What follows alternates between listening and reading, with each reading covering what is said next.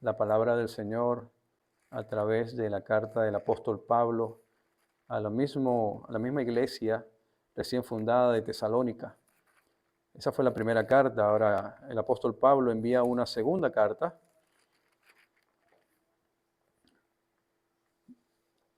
en respuesta, ¿verdad?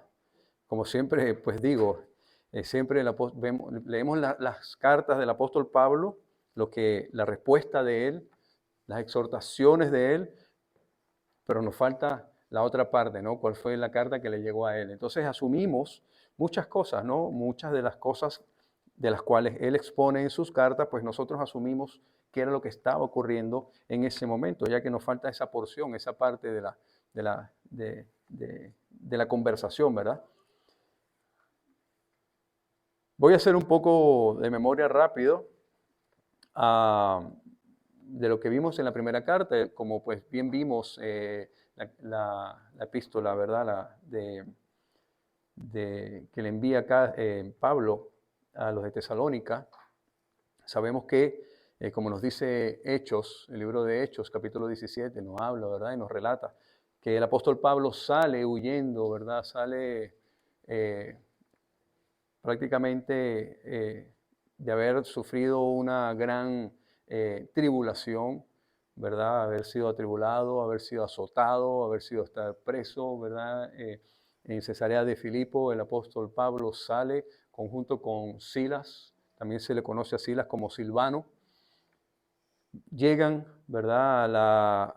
A este lugar llamado Tesalónica, y allí el apóstol Pablo, en su segundo viaje misionero, funda, ¿verdad? Planta, para utilizar términos más modernos, siembra, ¿verdad? Una iglesia en Tesalónica. Esta iglesia, él tuvo solamente la oportunidad de estar escasamente 3 semanas allí. Asumimos que son 3 semanas porque, dice que estuvo por 3 días de reposo. Entonces, pues, es una iglesia que a él en poco tiempo, pues, eh, la palabra que compartió allí, pienso yo, digo, mira, la palabra del Señor cuando dice que la semilla cae en tierra fértil, yo creo que no hace falta 10 años, no hace falta, el apóstol Pablo con 3 semanas que predicó allí, ¿verdad? Pues esta iglesia fue una iglesia de ejemplo, fue una iglesia a la cual él se sentía, por decirlo de alguna manera, orgulloso, ¿no? Se gloriaba de esta iglesia. Y esta es una iglesia, pues en las semanas pasadas que hemos expuesto, que nos debería de servir a nosotros como iglesia como ejemplo a seguir. Así que el apóstol Pablo envía esa primera carta a los de Tesalónica para decirles, hermanos, quédense tranquilos. Sabemos que ustedes están atravesando por una serie de tribulaciones, de pruebas, ¿verdad?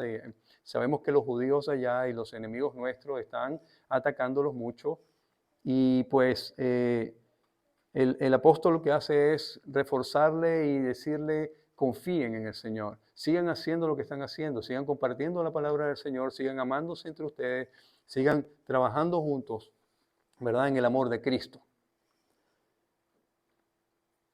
Le expuso incluso quizás a lo mejor habían ciertas dudas en cuanto a qué ocurría con esos hermanos que estaban padeciendo, que estaban muriendo, ¿no? A causa de estas tribulaciones, de estas persecuciones, y ellos como que no estaban muy claros, y el apóstol Pablo, ¿verdad? Les consuela diciendo, confíen en el Señor, y las semanas pasadas, las 2 semanas antes pasadas, ¿verdad? Hablamos sobre el apóstol Pablo diciéndole, tengan esperanza en el día del Señor. Y nos habla de lo que conocemos como el arrebatamiento, el rapto de la iglesia, arpazo en griego, ¿verdad? Muchos dicen que la palabra rapto no debería decirse porque no existe la palabra rapto, ¿verdad? En la Biblia, y como no se nombra la palabra rapto, sino arrebatamiento, pues entonces no es bíblico que digamos la palabra rapto, ¿no? Sino que arrebatamiento. Pues entonces no deberíamos mencionar la palabra Trinidad. Pienso que entonces no es bíblico mencionar la palabra Trinidad, pues la palabra Trinidad no aparece en ningún capítulo, en ningún verso de la Biblia. Mas, sin embargo, creemos en ella.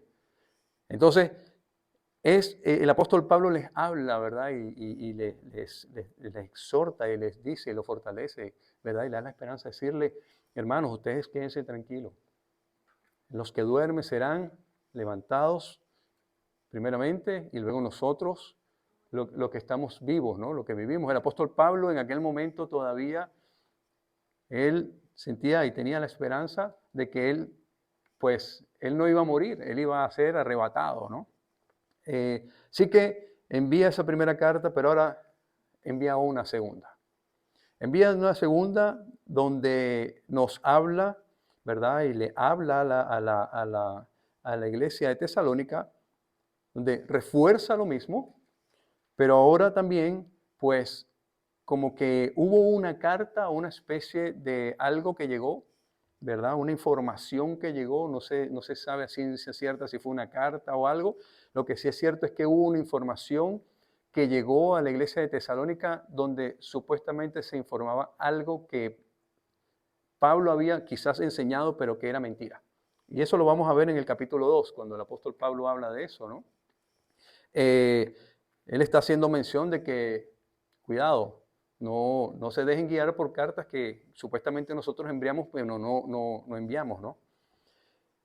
Y entonces el apóstol Pablo comienza en esta segunda carta, que posiblemente fue escrita algunos meses después de la primera, ¿no? Todavía la iglesia esta, ¿verdad? Jovencita, nuevecita, como dijeron, recién de paquete, ¿verdad? Está demostrando tener ese amor por el Evangelio de Cristo, ese amor por las almas, ese amor, ¿verdad? Por seguir predicando el Evangelio. Y entonces el apóstol Pablo se agarra de ahí y comienza a escribir la carta a los de Tesalónica. ¿Ven? Vamos a leer la palabra del Señor, capítulo 1 de la segunda epístola del apóstol Pablo a los de Tesalónica. Capítulo 1, versículo 1, dice la palabra del Señor. Pablo, Silvano y Timoteo, a la iglesia de los tesalonicenses, en Dios nuestro Padre y en el Señor Jesucristo. Gracia y paz a vosotros de Dios, nuestro Padre y del Señor Jesucristo. Vamos a orar. Bendito Dios, Señor y Padre nuestro, te damos gracias, Padre Santo, Señor, por darnos la oportunidad, mi Dios, de estar aquí. Gracias, Padre amado, por darme el privilegio, Señor, de poder compartir tu palabra y llevar tu mensaje, mi Dios bendito. Padre, te pido en esta hora que seas tú, Señor, guiándome, Señor, que seas tú, Señor, llevándome, Padre Santo, iluminándome, Señor, para poder exponer tu palabra revelada, mi Dios bendito. Padre, te pido en esta hora, Señor, que abras los corazones y las mentes, Señor, de cada uno de los que están aquí y los que nos están mirando, Señor, para que tu palabra, Padre amado, sea prosperada en nuestras vidas. Te lo pedimos todo en el nombre de tu santo y precioso Hijo, nuestro Señor Jesucristo. Amén. Amén. Vemos que el apóstol Pablo pues comienza como él comienza sus cartas, ¿verdad? Diciendo primeramente Pablo, luego Silvano o Silas y luego Timoteo. Estos dos hermanos, Silvano y Timoteo, han acompañado al apóstol Pablo, ¿verdad? En muchos viajes misioneros, ¿verdad? Vimos que Silvano estuvo con él cuando incluso estuvo ahí preso con él en Filipo. Y pues estos dos hombres que siempre estuvieron ahí al lado del apóstol Pablo, ¿verdad? Pues el apóstol los menciona. Dice, nosotros tres, Pablo, Silvano y Timoteo, a la iglesia de los tesalonicenses. ¿Okay? Define a quién se la está enviando y dice algo que a mí siempre me ha llamado la atención cuando el apóstol Pablo escribe de esta manera y dice que esta iglesia, ¿verdad? Esta iglesia se encuentra en Dios nuestro Padre y en el Señor Jesucristo. ¿Ven? Qué bonito es nosotros saber como iglesia que realmente, lo podemos formular como una pregunta, ¿verdad? ¿Realmente nosotros como iglesia somos una iglesia que vive en Dios Padre y en el Señor Jesucristo? Dice, Pero esta iglesia de Tesalónica, sí, el apóstol Pablo, ¿verdad? Lo reafirma. Dice, ustedes son una iglesia que vive en Dios Padre y el Señor Jesucristo. Siéntanse, no voy a decir orgulloso, pero siéntanse de verdad que están haciendo las cosas bien. Gloria a Dios. Dice, gracia y paz a vosotros, porque es que sin gracia, mis hermanos, no podemos vivir en paz. Si nosotros no tenemos la gracia del Señor, pues vamos a tener una paz como la da el mundo. Entonces, sin gracia, y ese orden es el orden correcto, el cual expone siempre el apóstol Pablo. Gracia y paz a vosotros, de Dios nuestro Padre y de nuestro Señor Jesucristo. El apóstol Pablo está dejando bien claro, ¿verdad?, que siempre el Padre y el Hijo. ¿Ven? El Padre y el Hijo. El Padre.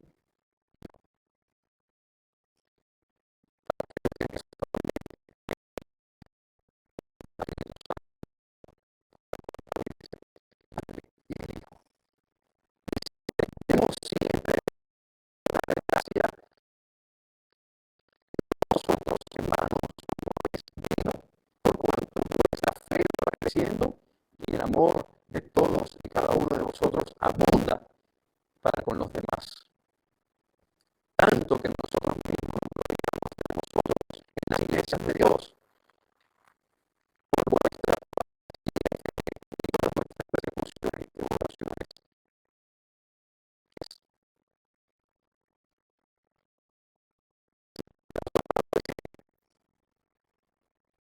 Casi si nos acordamos, no es si queremos dar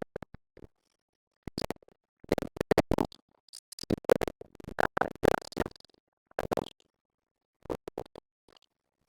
No es algo electivo, no es algo opcional. Es un deber de nosotros como cristianos estar orando los unos por los otros. Debemos siempre dar gracias a Dios por vosotros, hermanos, como es digno, por cuanto vuestra fe va creciendo. Vuestra fe va creciendo. Y el amor de todos y cada uno de vosotros abunda para con los demás. Mis hermanos, qué bonito, ¿verdad? Es ver cuando se escribe una carta como esta. Que el apóstol Pablo diga, ustedes, su fe cada día más, cada vez más va creciendo. Va creciendo. Y el amor de todos, cada uno de vosotros, abunda para con los demás.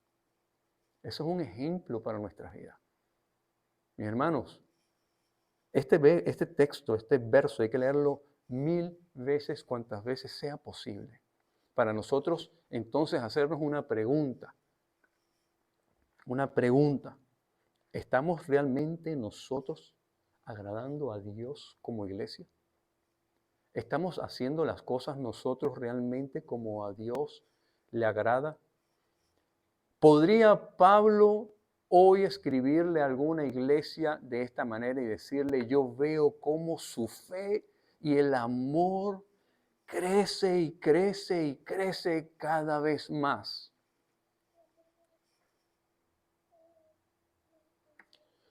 Esta es la iglesia que le agradaba a Pablo. Yo metiéndome así en lo profundo, así ya casi que entrándole al corazón a Pablo, sintiendo lo que él podía sentir escribiendo esta carta, cuando el apóstol Pablo dice, sean imitadores de mí como yo soy imitador de Cristo. Yo podría decir que entonces, como Pablo se siente ese orgullo, esa gloria, que él siente por esta iglesia, decir, yo digo, entonces esta es la iglesia que Cristo anhela. Esta es la iglesia que realmente el Señor quiere. El Señor no quiere divisiones, el Señor no quiere que tú te quedes estancado, el Señor no te quiere que tú te quedes ahí, y pasen los años, y pasen los años, y pasen los años, y pasan 20 años, y le preguntas a quizás al hermano al lado, hermano, ¿cómo fue que murió Cristo? ¿Cuántos días fue que estuvo sepultado? No, mi hermano, la fe nuestra tiene que abundar y abundar. Tenemos que agarrarnos cada vez a ella. A veces ciertamente veo cómo personas del mundo le traen palabras a cristianos que van a la iglesia. Increíble. A veces personas del mundo van y fortalecen. Porque cuando estás así y no te salen las cosas como tú quieres, y cuando estás así como que atravesando por situaciones, tribulación, pruebas y las cosas, sientes que cada vez vas de peor a peor y estás desanimado, desganado, te sientes como que, Señor, ¿dónde estás tú? Si existes, ayúdame, entonces ¿por qué no me ayudas? ¿Te olvidaste de mí? ¿No estoy orando bien? ¿Será que estoy haciendo las cosas? Y te sientes, ¿no? Y de repente llega un compañero de trabajo o quien sea, alguien que ni siquiera en su vida ha ido por una iglesia y te dice, chico, pero levántate, ten fe, las cosas van a salir bien. Dios quiere lo mejor para ti. Y seguramente ese hombre conoce de Dios, o esa mujer conoce de Dios, pero no conoce a Dios, ya lo vamos a ver más adelante. Y resulta que el que termina levantándote, no es ni siquiera la palabra del Señor cuando te dice que tu fe crezca, sino es alguien del mundo que simplemente llega y te dice, vamos, cree, ¿no? A veces como que estamos así decaídos, somos cristianos, vamos a la iglesia, leemos la Biblia, hacemos devocional, oramos, decimos gracias Señor, gloria a Dios, alabamos al Señor, y vamos así, y viene alguien del mundo que nunca ha ido por una iglesia, nunca ha levantado las manos, nunca ha orado, nunca ha leído la Biblia, no se la conoce, y ese es el que te llega y te levanta y te dice, vamos, vamos. Y el hombre llega con un ánimo, una cosa increíble, y tú así, y él así, tú dices, espérame, ¿no? ¿Y dónde está el Cristo que vive en ti? Yo no me imagino cuando los apóstoles, Señor, ¿cómo estás tú? Ahí, perseguido por estos judíos que me quieren matar. Pero ahí vamos, confiando en el Señor poco a poco. No sabes, para adelante. Yo no me imagino a Cristo así. Hermano, nuestra fe tiene que abundar. Nosotros pasamos por tantas situaciones. ¿O usted cree que yo no paso por situaciones? ¿Usted cree que yo no paso o yo no tengo algún tipo de prueba o aflicción? Mi hermano, ¿pero dónde está entonces nuestra fe? Cuando el apóstol Pablo le dice, por cuanto vuestra fe va creciendo y el amor de todos, con cada uno de vosotros abunda para con los demás. Tengo no sé cuántos ya meses diciéndole, ¿cuándo fue la última vez que llamaste a tu hermano y le dijiste, hermano, Manacatusca, ¿cómo estás? Dios le bendiga, ¿todo bien? Necesito oración, mi hermana, por algo. Todos. Este pueblo, mis hermanos, este pueblo de Tesalónica, estaba en medio de una tribulación tan grande que ellos pensaban que estaban el día ya de la gran tribulación. Ellos estaban pasando por unas pruebas tan grandes que ya ellos se creían que estaban en los últimos tiempos. Y es por eso que después el apóstol Pablo, en el capítulo 2 de esta carta, que no lo vamos a ver hoy, vamos a ver la semana que viene, es que el apóstol Pablo les enseña y les muestra y les dice, no, cálmense. Cálmense. El día, para que ustedes entiendan los tiempos, tiene que ocurrir esto y esto y esto y aquello. Léanse el capítulo 2 y después nos hablamos la semana que viene. Así que este pueblo, esta iglesia de Tesalónica estaba pasando por una prueba muy fuerte. Estaba pasando por tribulaciones, los estaban acosando, los estaban siguiendo, los estaban haciendo la vida, como quien dice por ahí, un yogur. Le estaban haciendo la vida un desastre. Estaban tan desesperados en tribulación que yo decía, ya, y el Señor ya está pronto a venir, porque para lo que estamos viviendo. Mas, sin embargo, el apóstol Pablo dice que En el medio de la tribulación, donde ustedes están ahí casi orando, Señor, sácame de esto. Ellos estaban, Señor, fortalece nuestra fe. Yo nunca veo aquí a ninguno de estos hermanos orando, Señor, sácame de esta situación, Señor, ya, yo. No, mis hermanos, la semana pasada tuve la oportunidad de estar con el pastor Winston en Miami y nos reunimos y conversamos mucho y una de las cosas que hablábamos es que tienen respuesta a través de un podcast que ellos están haciendo allá en la iglesia. Me dice que tienen mucha audiencia en China. Mucha audiencia en China. Y tú dices, China. Sí, wow. Hay una gran comunidad de hermanos nuestros allá.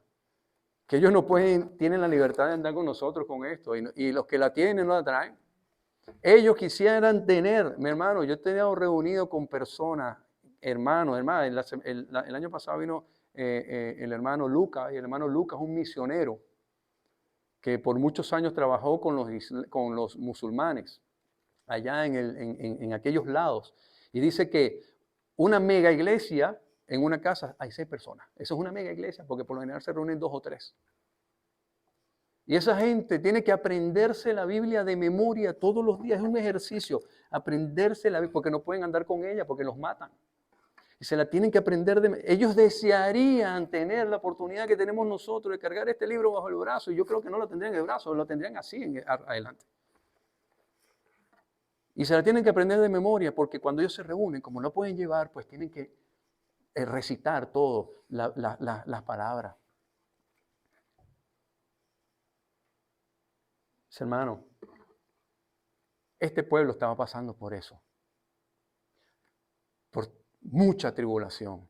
Mas, sin embargo, el apóstol Pablo nos enseña aquí, nos dice, como dije al principio, yo no sé cuál era la carta que le enviaron los de Tesalónica a él, yo no sé cuál fue esa misiva, o no sé cuál fue, ¿verdad?, todas esas dudas que le llevaron al apóstol Pablo. Lo que sí es cierto es que el apóstol Pablo nos está diciendo aquí, a través de su carta, haciéndonos saber que esa iglesia perseguida, atribulada, pasada por prueba, te está cayendo el mundo encima. Donde tú estás, Señor, sácame de aquí, llévame, porque si esta es la vida que yo tengo que padecer, yo no quiero vivirla. Estos hermanos estaban. Ustedes saben lo que los hermanos en China le escribieron al pastor Winston allá y a la iglesia maestra allá. ¿Usted cree que ellos le pidieron, hermano, ore para que el Señor nos saque de esta? ¿Ustedes saben lo que los hermanos en China le escribieron? Hermano, ore para que en el medio de lo que estamos viviendo no perdamos nuestra fe y el Señor nos fortalezca. Mis hermanos, nosotros aquí estamos hoy, que quizás no nos alcanza para pagar la luz, y estamos, ay, Señor, y con una lloradera y con una cosa y tirándonos al piso, y muchos reniegan de la fe y dicen, Señor, ¿dónde estás tú? Mas, sin embargo, estos hermanos no están pensando ni siquiera, Señor, sácame de esta, sino que están diciendo, Señor, que mi fe no falle. Auméntame la fe. Cuando nos encontramos en situaciones, en el medio del problema, allí es donde seremos probados. Ahí es donde nuestra fe realmente es probada. No con temor de que, Señor, sácame, porque yo no voy a salir librado de esto. No, es decirle, Señor, no importa. No importa lo que estoy viviendo, pero fortalece mi fe, Señor. Que mi fe no falle, Señor. Yo voy a pasar todo esto, este chaparrón, este palo de agua, yo lo voy a pasar aquí tranquilo. Como dice Santiago, gozoso, tranquilo, paciente. Hermanos, tenemos tanto que aprender, tanto que aprender. Hoy le decía a Lenny,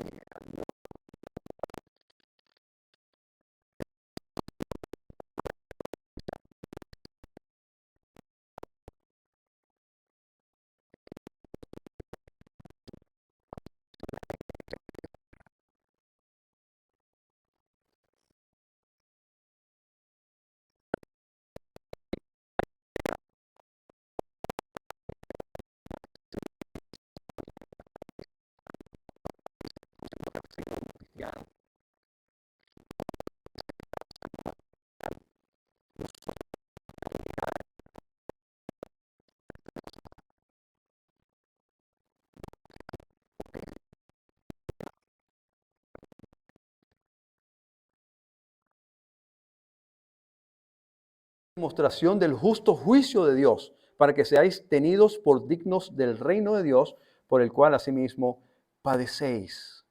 El justo juicio de Dios a través de la tribulación es que se prueba nuestra fe. En la prueba, en la tribulación, mis hermanos, en ese momento, no es para que le digamos al Señor, sácanos aquí corriendo. ¿Dónde estás tú? No, es para decirle, Señor, aumenta mi fe.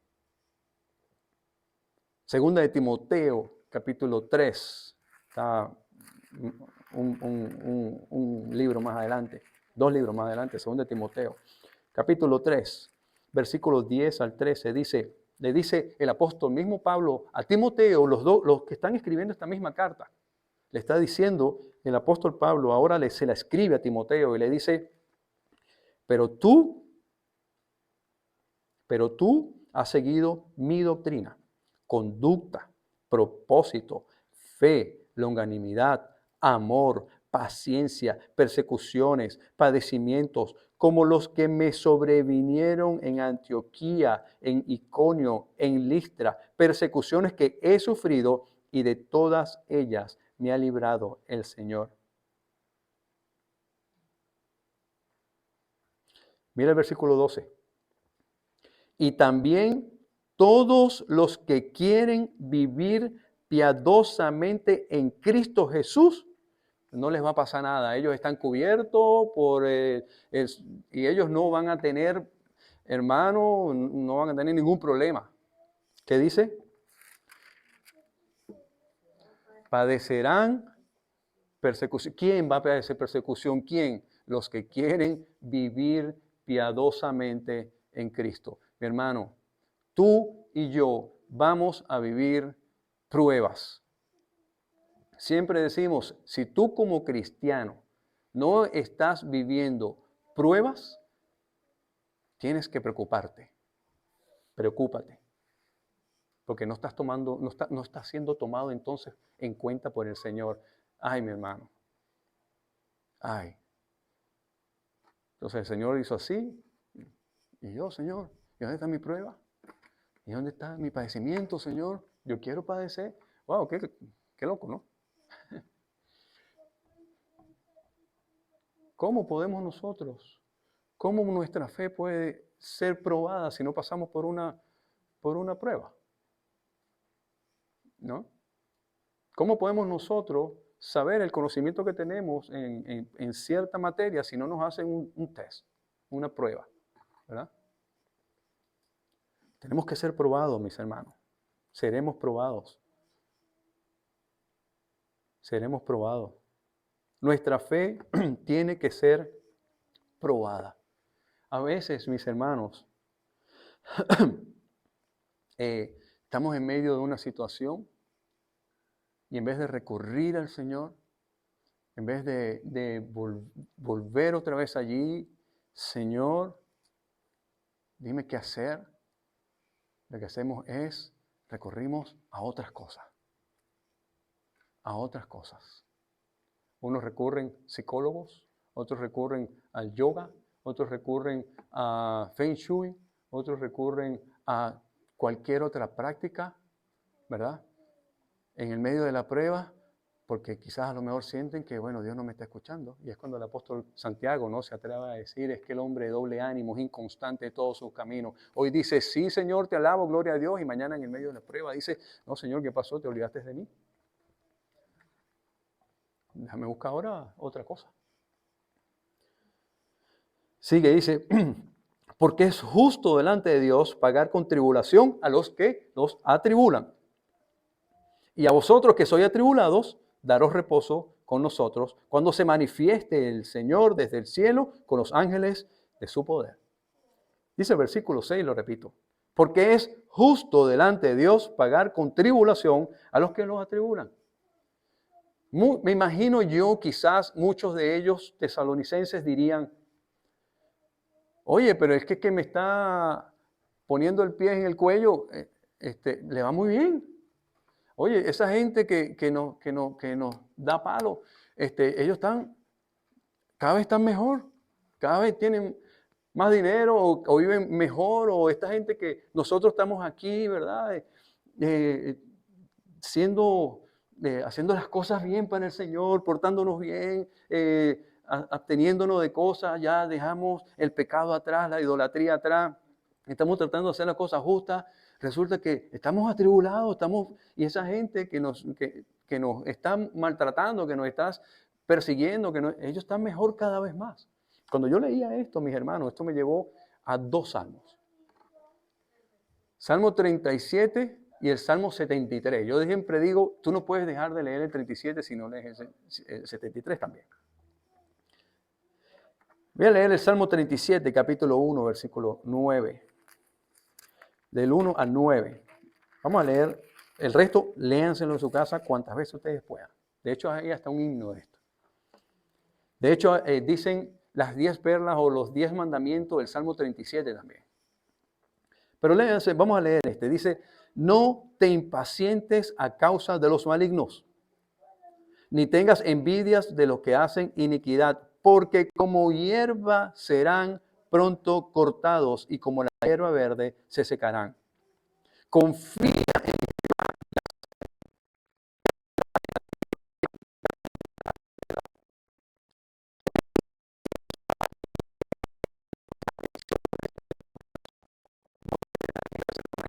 en general este texto.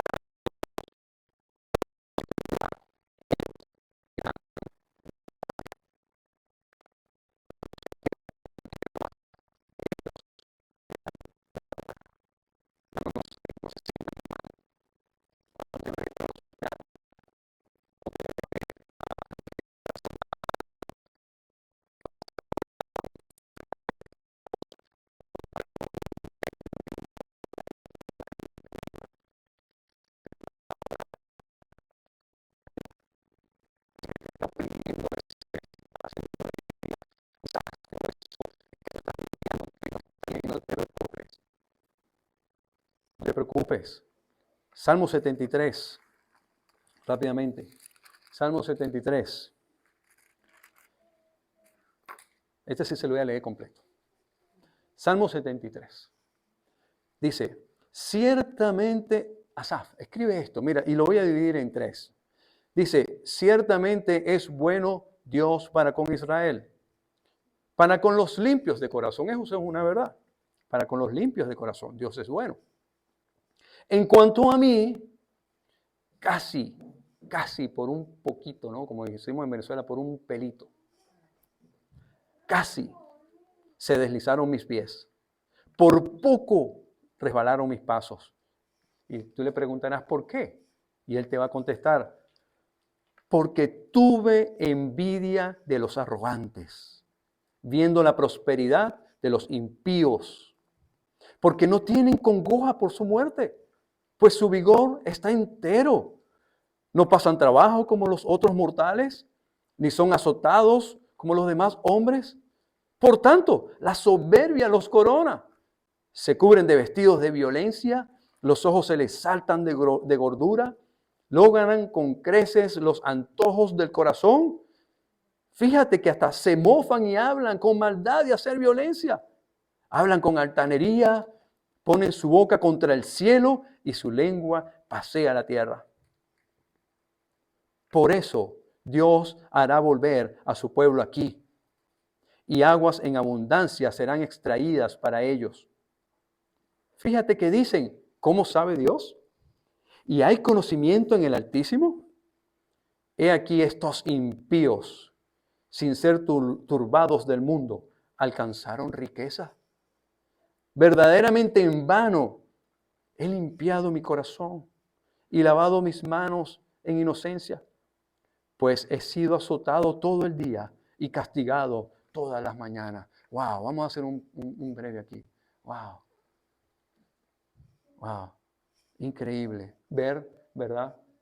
Cómo uno puede llenar el corazón de todo lo mal, ¿verdad? De ese sentimiento de enojo, de ira, ¿verdad? De molestia, cuando ves que el que está ahí haciendo lo malo constantemente, burlándose de ti como cristiano, incluso diciendo, mofándose, comiendo, tiene exceso de comida, casa lujosa, toda esa cantidad de cosas, ¿verdad? No, eso no estoy diciendo que sea mal, no. Pero estas son personas con un corazón, ¿verdad? Que no están apartados de Dios. Increíble, ¿no? Y eso todo lo podemos decir nosotros incluso en algún momento. Mira el versículo 15, dice, si dijera yo, ¿no? Ahora viene una parte, ¿no? Ahora me voy a poner yo, porque a veces puede pasar que tú dices, tú sabes que yo me voy a poner malo como esa gente también. Yo como que también me meto lo mismo, porque ya que yo me voy a meter en lo mismo. Y mira lo que dice aquí, dice, si dijera yo, hablaré como ellos. He aquí, a la generación de sus hijos engañaría. Pero mira lo que dice, cuando pensé para saber esto, fue duro para mí. Hasta que entrando en el santuario de Dios, comprendí el fin de ellos. Mi hermano, usted puede en algún momento decir, en el momento de la tribulación, de la angustia, la presión, te están haciendo esto, te están haciendo aquello, sientes envidia, sientes molestia, rencor, ira por esa persona, esto, aquello, y puedes llegar a decir, yo voy a ponerme entonces a hacer lo mismo. Pero mira lo que hizo este hombre. Prácticamente dobló rodillas. Lo pensó. No está diciendo que no. Lo pensó. Podemos pensarlo. Para que el pecado sea pecado, comienza con un pensamiento nada más. Lo pensó. Pero mira lo que dice. Cuando pensé en saber esto, fue duro trabajo para mí, hasta que entrando en el santuario de Dios, comprendí el fin de ellos. Ciertamente los ha puesto en deslizaderos, en asolamientos los hará caer. ¿Cómo ha sido desolado de repente? Perecieron, se consumieron de terrores, como sueño del que despierta. Así, Señor, cuando despertares, menospreciarás su apariencia. Mira lo que dice el versículo 21. Se llenó de amargura mi alma y en mi corazón se sentía punzadas. Tan torpe era yo que no entendía. Era como una bestia delante de ti. Con todo, yo siempre estuve contigo. Me tomaste de la mano derecha, me has guiado según tu consejo y después me recibirás en gloria. ¿A quién tengo yo en los cielos si no es a ti, Señor? Y fuera de ti, Señor, nada deseo en la tierra. Mi carne y mi corazón desfallecen, mas la roca de mi corazón, que es Cristo Jesús, mi porción es Dios para siempre. Porque he aquí lo que se alejan de ti perecerán. Tú destruirás a todo aquel que de ti se aparta. Pero en cuanto a mí, el acercarme a Dios es el bien. He puesto en Jehová, el Señor, mi esperanza, para contar todas tus obras. Amén. Gloria a Dios. Qué bonito, ¿verdad? Qué bonito cuando tú dices, es que yo veo que aquel prospera, yo creo que aquel, yo veo como los otros, y eso responde a muchas preguntas que quizás muchos tenemos en nuestra cabeza pero es que yo veo que el otro prospera, yo creo que el que hace mal hace las cosas, sí, sí, ciertamente, pero aquí dice claramente, dice, el Señor ha puesto sus pies en deslizadero. No te preocupes, no te preocupes. Sigue adelante, sigue adelante. Vamos a volver otra vez y volvemos nuestro dedo a Segunda de Tesalonicenses. Dice, porque es justo delante de Dios pagar con tribulación a los que lo atribulan. Y a vosotros que sois atribulados, dice, daros reposo con nosotros cuando se manifieste el Señor Jesús desde el cielo con los ángeles de su poder.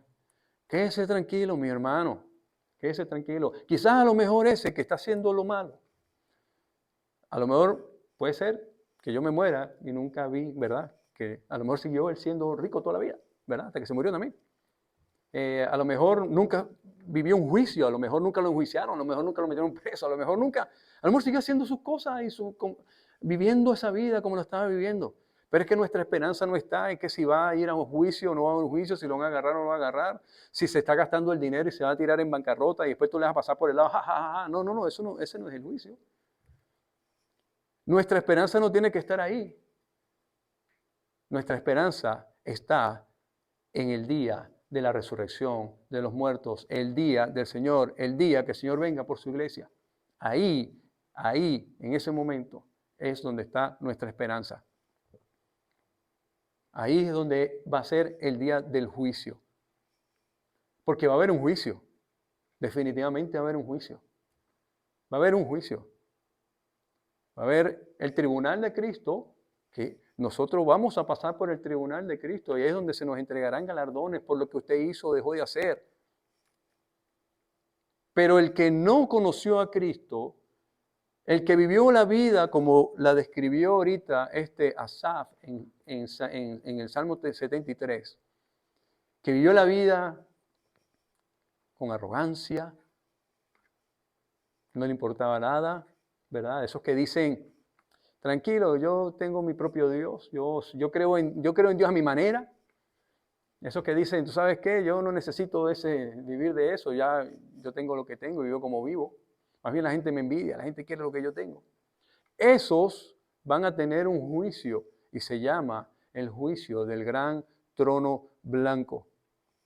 Y ahí es cuando dice el apóstol Pablo, dice, no te preocupes, que el juicio viene. Tarde que temprano el juicio viene. Unos para la eternidad, ¿verdad? Para vivir en la eternidad en Cristo Jesús, ¿verdad? Y vamos a morar en los cielos con el Señor por la eternidad. Yo no sé si usted tiene algún tipo de medida para lo que eternidad es. Pero para mí la eternidad no tiene fin, no tiene medida. Pero ellos dice que serán lanzados al lago de fuego y vivirán una vida, ¿verdad?, de tormento, vivirán una vida, ¿verdad?, que nosotros no queremos vivir. Gloria a Dios. ¿Ven? Así que ese juicio no va a ser hoy, ese juicio no va a ser mañana. Tranquilo, ese juicio no va a ser quizás el año que viene. Si esa persona no se arrepiente y dice, yo soy pecador, Señor, si yo no te acepto a ti como mi único y verdadero Salvador, y yo dejo de vivir la vida que yo estaba viviendo, y yo dejo de hacer las cosas que yo estaba haciendo, y me enfoco, Señor, ¿verdad?, en hacer las cosas agradables y perfectas a ti, Señor bendito, hasta que ese día no ocurra, pues el juicio de esa persona será el juicio del gran trono blanco. Y el juicio será, como dice aquí, continúa el versículo 8, 7, dice, y a vosotros, voy a leerlo de nuevo, y a vosotros que sois atribulados dará reposo con nosotros cuando se manifieste el Señor desde el cielo con ángeles de su poder, que dice el versículo 8, en llama de fuego, para dar retribución a los que no conocieron de Dios. De Dios, yo pienso que de Dios casi todo el mundo conoce. De Dios casi todo el mundo conoce. Pero aquí hay una particularidad. Aquí dice, los que no conocieron a Dios. Que no conocieron a Dios. Ni obedecen el evangelio de nuestro Señor Jesucristo. Los cuales sufrirán pena de eterna perdición. Que dice, excluidos de la presencia del Señor y de la gloria de su poder, mi hermano. Son dos cosas diferentes. Conocer de Dios a conocer a Dios. Yo conocía de Roger y María Fernanda, ¿verdad? Conocíamos de ambos. Nos hablábamos por teléfono. Conocíamos de ambos cuando ellos estaban en Nueva York, ¿verdad? que el Señor los trajo aquí, gloria a Dios, con un propósito. Igual, pues conocíamos de Geraldine, ¿verdad? Y de su esposo Ali, conocíamos de, ¿verdad? Nos conocíamos de uno al otro. Pero no fue sino hasta aquí, hasta que nos vimos, nos tocamos, ¿verdad? Conversamos, ¿verdad? Y nos dimos un abrazo y todo, que dijimos, ahora sí te conozco. Ahora sí conozco a. Muy diferente conocer de, conocer a. Ahora la pregunta es, ¿tú realmente conoces a Dios o conoces simplemente de Dios? Conocer a Dios es adentrarse en su palabra, conocerlo a Él, en esencia, cómo es, quién es, cómo piensa, cómo funciona, qué quiere para mí, por qué nos creó, para qué nos creó, cuál es el propósito. Eso es conocer a Dios. Conocer de Dios es, bueno, que de vez en cuando vas a la iglesia, de vez en cuando lees ahí un texto bíblico, qué sé yo, alguien que te mandó algo, ¿verdad? Una oración que dice, oremos todos juntos, ¿verdad? Hagamos todos juntos esta oración, ¿verdad? Y en 5 minutos, pues tendrás tu milagro, ¿eh? Mucha gente puede conocer de eso de Dios. O Dios, tú le preguntas a la gente ahorita, Dios te bendiga, sí, Dios te bendiga. Una vez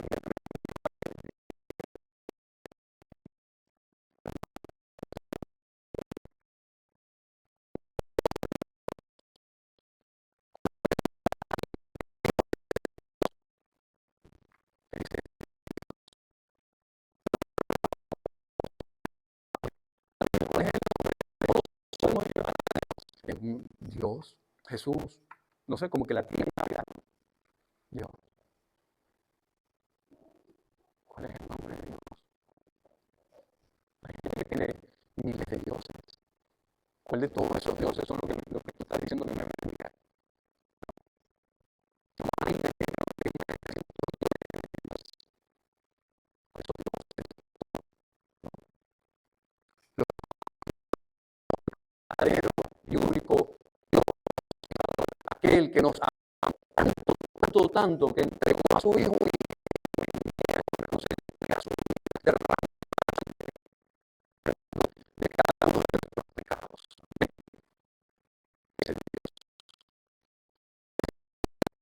llamó a Abraham, a Isaac, hizo pacto con ellos, hizo pacto con Israel, aquel que enviara a su Hijo para que hoy, gracias a esa obra en la cruz, hoy cada uno de nosotros pudiéramos, ¿verdad?, decir que el día que partamos de este mundo, vamos a ir a su presencia. Ese Dios, ese es mi Dios. Dios Padre, Dios Hijo y Dios Espíritu Santo. Ese es mi Dios. ¿Ven? Entonces dice, ¿verdad? Versículo 8, en llama de fuego para dar retribución a los que no conocieron a Dios ni obedecen el Evangelio de nuestro Señor Jesucristo, los cuales sufrirán pena eterna perdición, excluidos de la presencia de Dios y de la gloria de su poder. No es la llama, siempre tenemos la idea del infierno como llamas. Es que las llamas es el escenario. Es que el problema no está en las llamas, el problema no está en el fuego. Siempre ponemos la atención en el fuego cuando hablan del infierno, de qué vas a hacer. Y la gente dice, me voy a quemar. No, quizás a lo mejor ni te quema. Eso me hace acordar que hubo 3 hombres. 3 hombres. Yo no sé si ustedes conocen a Ananías, Misael y Azarías. ¿Quién los conoce? ¿Lo conocen? Ananías, Misael y Azarías. Vamos a decirlo en este nombre. Cedrac, Mesac y Abednego. Pero si doy el cuarto nombre, me imagino que sí se lo conocen. Daniel. Daniel tenía 3 amigos, pero mucha gente lo conoce como Cedrac, Mesac y Abednego. Estos 3 hombres, dice que en un tiempo, Nabucodonosor erigió, ¿verdad?, una imagen, y él quería que todo el mundo lo adorara. Y todo el mundo se postrara ante esa imagen. Estos 3 hombres no se postraron y dice que Nabucodonosor mandó a poner el caldero, ¿verdad?, 7 veces más de lo normal, ¿no? Y dice que los metió, agarró a los 3 hombres y los metió, ¿verdad?, allá adentro para que se quemaran. Mas, sin embargo, vemos a estos 3 hombres paseándose, dándose vuelta, ¿verdad? Y Nabucodonosor con su mente le da y dice, espérate, pero yo veo 4. ¿Cuántos metimos? 3. Y porque yo veo 4 que tiene como una imagen del Hijo del Hombre, ¿no? Yo veo un cuarto, ¿no? Nosotros decimos que es Cristo, gloria a Dios, ¿no? La presencia del Señor en ese horno de fuego era el que estaba cuidando a estos 3 hombres. Hey, Sadrach, Mesach, Abednego, vengan acá. Si ese sido Miguel Ángel chiquito le dice, no, porque no viene tú y me busca. ¿Ven? Si eres tan guapo. Pero le dice, ven, salgan. Y salen estos 3 hombres. No les pasó absolutamente nada. ¿Usted sabe por qué no les pasó absolutamente nada? No era por el fuego, mis hermanos. Era la presencia de Dios que estaba con ellos.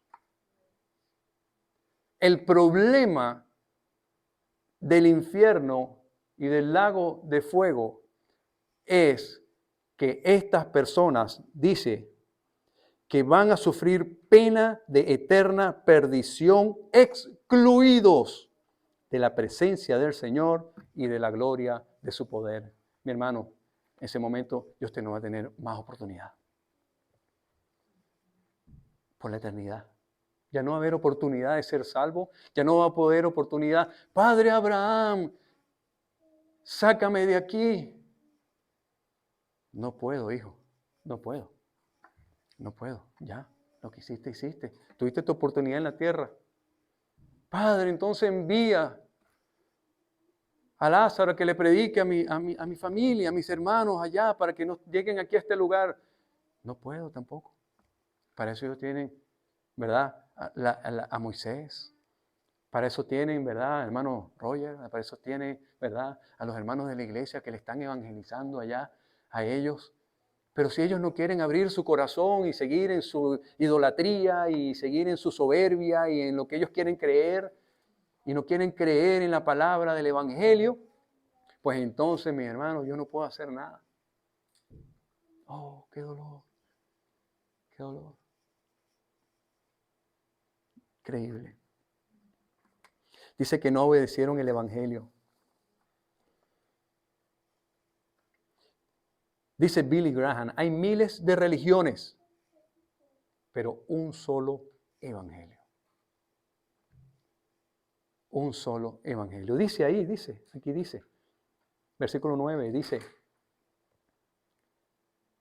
versículo 8, dice, no obedecieron el evangelio de nuestro Señor Jesucristo. Ustedes saben cuántas veces a mí me dijeron, te metiste evangélico. Así, despectivamente. Llegó el evangélico con su cuento y su historia. Si vas a venir a hablar de tu Biblia, aquí mejor nos vamos. Ay, mi hermano. Ay, mi hermano. Pero déjeme decirle algo a toda esa gente, que yo sé que muchos quizás nos están viendo ahí, en Facebook, YouTube y eso. Yo le voy a decir algo. La religión que usted sigue se basa en este libro. Se basa en este libro. Si usted no se rige por lo que dice este libro, usted está rechazando todo lo que dice el libro. Usted simplemente está inventándose una religión la cual usted está siguiendo. Pero todo lo que dice este libro es verdad. Así que ese Jesús, ese Cristo que usted está venerando, ¿verdad? Déjeme decirle que está aquí. Y usted conoce ese Jesús porque está en este libro. Porque si nosotros sacamos este libro de la historia del mundo, déjeme decirle que creo que nada más hay 2 o 3 libros en la historia que habla de Jesús. Y uno de ellos fue Flavio Josefo, que escribió en el primer siglo y describe a Jesús como un alborotador. Pero si este libro no existiera, ni usted ni yo estuviéramos hoy predicando sobre Jesús, y usted no estuviera rezándole a Jesús, y usted tuviera una cruz con un Jesús crucificado todavía, cuando ya Jesucristo resucitó y ya no está colgado todavía en un madero. Usted está rechazando el evangelio.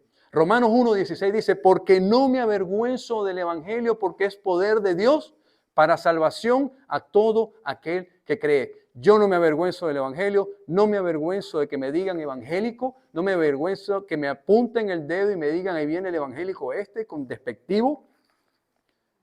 A ellos le digo, yo voy a orar por ti, no te preocupes, para que el Señor cambie ese corazón de piedra que tiene. Voy a leer esto. Billy Graham dijo, el evangelio es el poder de Dios que toma a un ladrón y lo convierte en una persona honesta. El evangelio es el poder de Dios que transforma a un asesino en alguien con un corazón lleno de amor. El evangelio es el poder de Dios que toma a un hombre o a una mujer caídos y los levanta. El evangelio de Jesucristo es el poder de Dios que puede cambiar a usted. Ese es el evangelio. Alguien una vez hablando en una conversación, estaba yo en un sitio y alguien dijo, refiriéndose a un homosexual, y dice, ahora este fulano está yendo a una iglesia, y se reían, se mofaban, ¿verdad?, de esta persona que era homosexual, y decía, ¿quién sabe cuál será la intención de ir a la iglesia? Yo siendo los padres de los niños, o qué sé yo tendría cuidado con los que están ahí, y mofándose de la iglesia, ¿no? Y uno dice específicamente, dice, que hombre, eso no lo cambia, eso sigue en lo mismo. Eso sigue en lo mismo, eso no cambia. Ellos van a ir para buscar cosas, ¿no? Y como es el Señor, ¿no? Justo le pone en la boca esas palabras a una persona que unos días atrás me había dicho, ¿puedes orar por mi papá que tiene cáncer? Y yo dije, este es mi momento. Y dejé que terminara de hablar y le digo, oye, una pregunta. ¿Tú crees que Dios no puede transformar, cambiar la vida de un homosexual? No, yo no creo. Ya esa gente nació así, son así. Bien, entonces, ¿tú crees que Dios es limitado en su poder y que Él no puede, Él no tiene poder para cambiar la mentalidad y quizás a lo mejor las tendencias de una persona? No creo. Yo le digo, pero sí crees entonces que tu papá, que Dios puede curar y quitarle el cáncer a tu papá. O sea, eso sí. O sea, para unas cosas Dios sí puede, pero para otras cosas Dios no puede.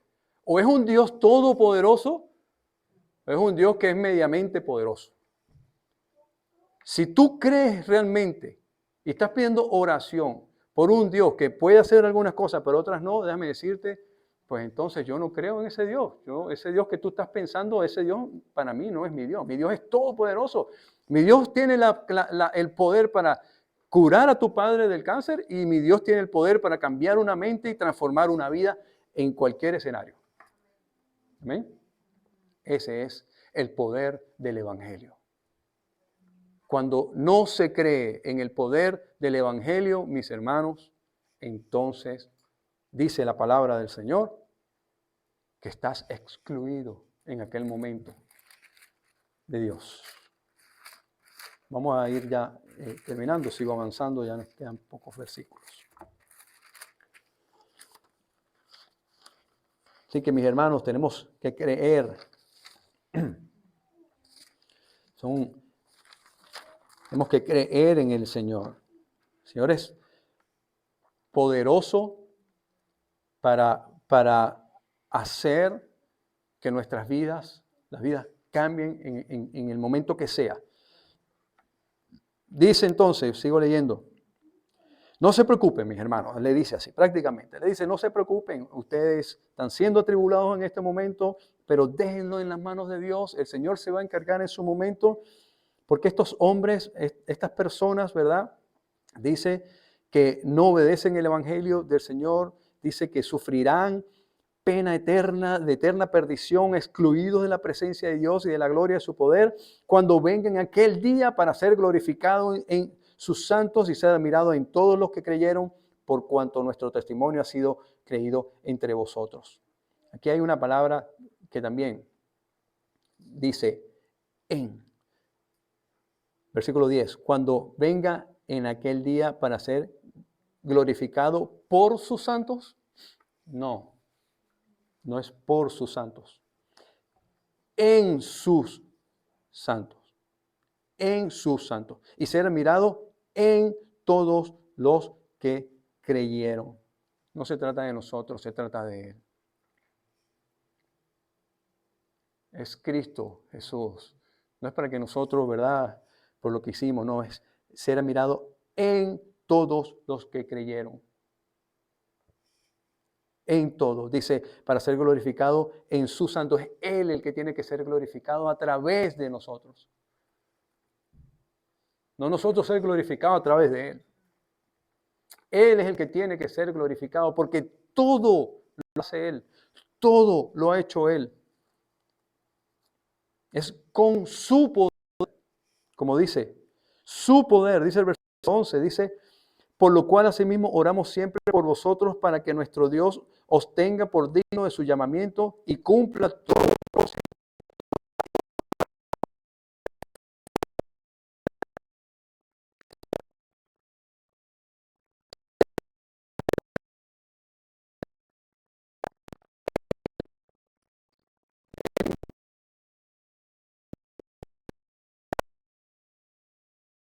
Oramos siempre por vosotros. ¿Para qué?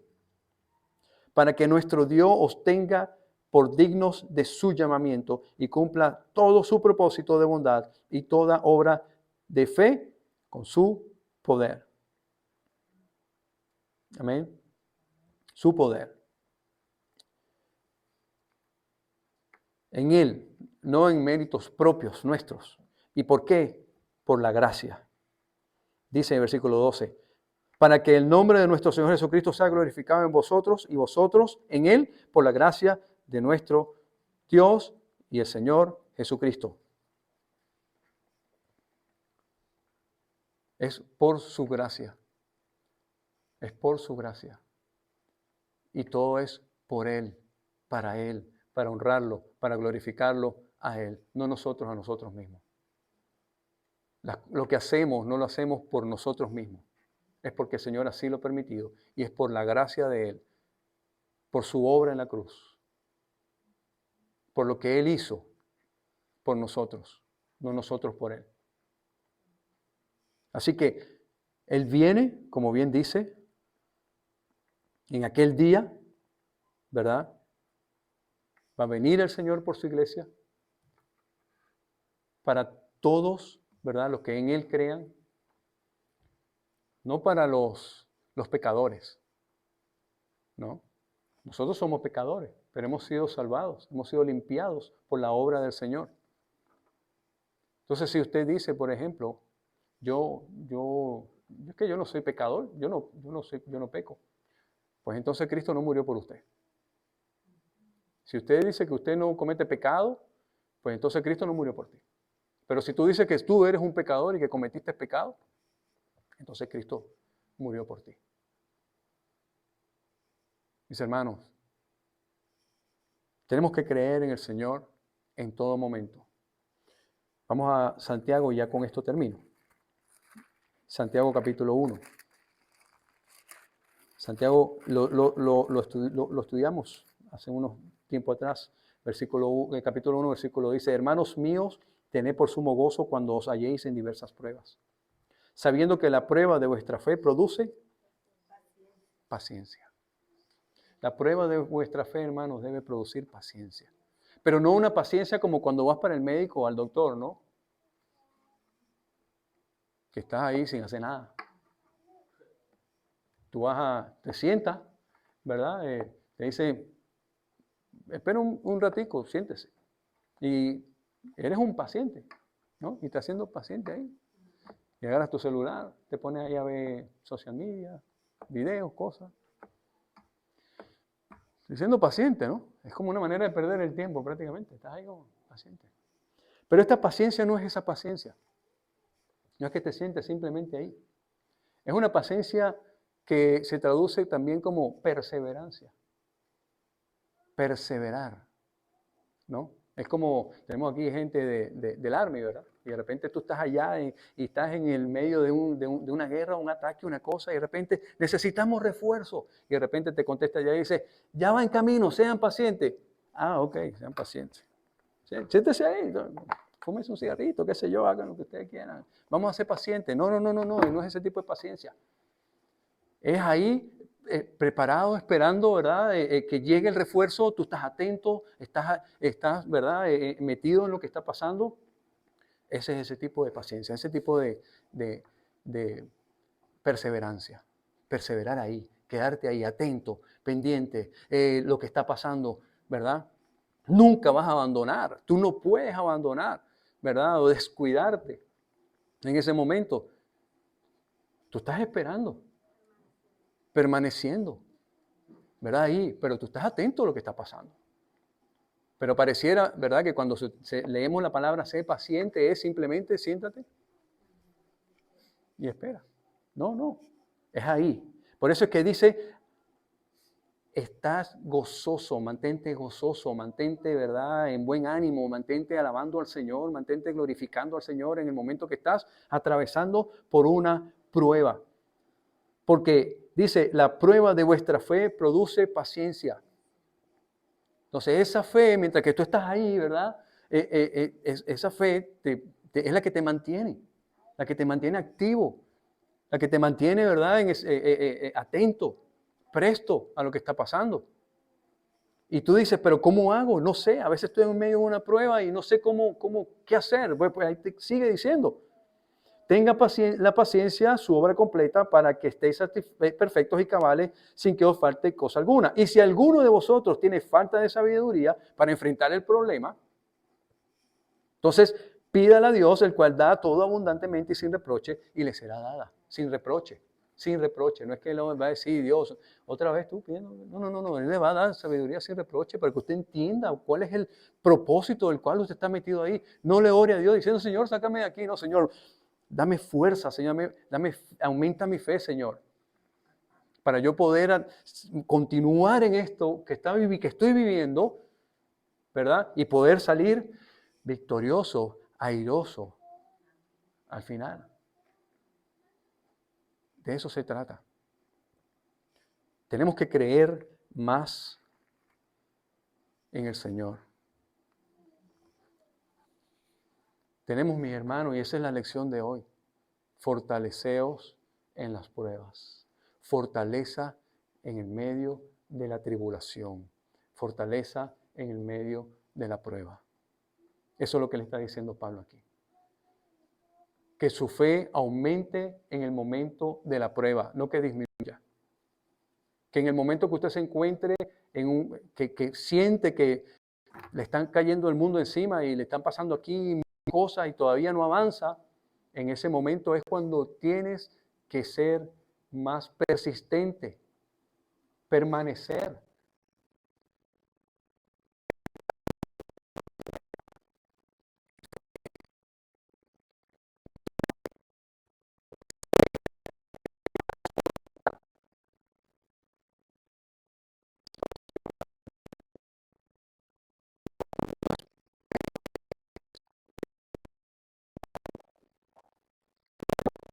Pero gózate. No es que te hagas, pero gózate. Señor,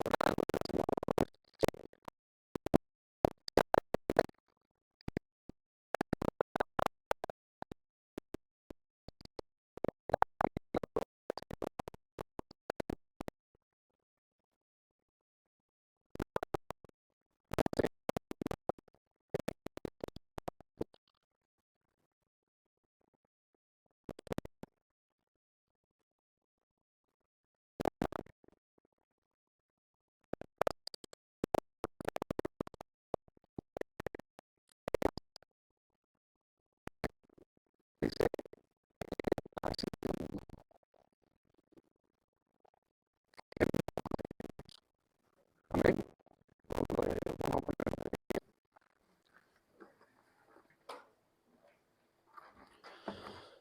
Vamos a orar. Mis hermanos, tenemos que creer en el Señor. Decía Spurgeon, decía sobre esto: busca tener fe, busca fortalecerte en la fe. Y cuando ya llegues en ese momento de fortalecerte en la fe, avanza un poquito más, busca un poquito más. Y cuando ya llegues ahí, ese poquito más, busca fortalecerte más. Y cuando ya te encuentres bien fortalecido, busca un poquito más. Mis hermanos, busquemos siempre estar fuerte en la fe. Cuando tenemos fe, no hay desesperanza. Cuando la fe de verdad está bien, bien cimentada, no hay desaliento, no hay angustia, no hay preocupación. Y en ese momento podemos entender por qué nuestro Señor Jesucristo. Muchos dirán, bueno, pues que era Cristo. Bueno, pero es que ese es el ejemplo que nosotros tenemos que seguir como iglesia. En ese momento entenderemos por qué Cristo dormía en una barca en el medio de la tormenta. Tenemos que fortalecer nuestra fe. Y voy a tomar algo que decía el apóstol Pablo: hagan los unos a los otros también. Mis hermanos, la iglesia no se levanta por una sola persona. La iglesia no es estas 4 paredes. La iglesia continúa y trasciende después de estas 4 paredes. La iglesia sigue en la iglesia que está al frente. Y la iglesia sigue en la otra que está más allá. Y la iglesia sigue en la que está arriba con los hermanos americanos. Y la iglesia sigue y se extiende. Llamen a sus hermanos. Salúdenlo. Hermano, ¿cómo estás? Dios te bendiga. ¿Estás bien? ¿Hay algo que pueda orar por ti, ayudarte a hacer algo? Porque eso también ayuda. Saber que no estás solo. Saber que no estás solo. No sentirte solo. Que a veces cuando nos sentimos solos, que somos autodidactas porque todo lo aprendemos nosotros mismos, o somos autosuficientes porque todo lo podemos hacer nosotros mismos sin necesidad de ayuda. Así no crece una iglesia. Así quizás lo que puede crecer es la soberbia, el orgullo. Decir es que todo lo hago yo por mí. Mis hermanos, sigamos adelante. Sigamos adelante. Amén. Bendito Dios, Señor Padre nuestro, mi Dios amado, Señor.